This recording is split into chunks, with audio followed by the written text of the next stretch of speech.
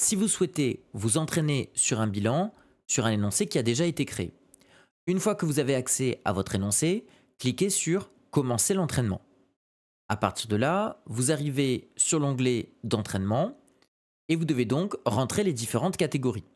Plusieurs possibilités s'offrent à vous. Soit vous cliquez sur chaque flèche et vous avez accès au menu déroulant qui regroupe l'ensemble des comptes, ou alors vous pouvez également directement, par mot-clé, enregistrer ce que vous souhaitez. Par exemple ici, nous mettrons l'actif. Ensuite, notez que le bilan repose sur des catégories plus ou moins amalgamées. Vous avez d'abord le titre général, donc la rubrique actif et passif.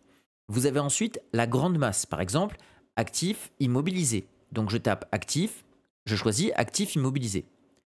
Vous avez ensuite le poste. Par exemple, un poste, ça correspondrait à l'actif immobilisé incorporel. Donc en tapant par exemple incorporel, je vois apparaître l'intitulé immobilisations incorporelles. Enfin, j'ai un dernier montant qui est en fait le compte et c'est celui-ci qui renseigne une valeur.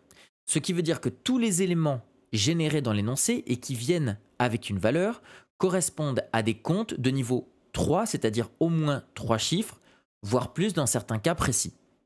Si vous souhaitez ajouter ou supprimer une ligne, cliquez directement sur la case intitulé du compte et à partir de là, vous pouvez ajouter un compte en dessous ou en dessus. En dessous, cela veut dire que cela va ajouter une ligne en dessous. Inversement, si vous cliquez sur au-dessus, cela va rajouter une ligne au-dessus de celle sur laquelle vous avez cliqué. Vous pouvez également supprimer le compte, c'est-à-dire supprimer la ligne si vous ne souhaitez pas l'utiliser, comme ceci. Il en faudra néanmoins une, c'est pour ça que une fois qu'il ne me reste qu'une seule ligne pour chaque intitulé, le bouton devient grisé.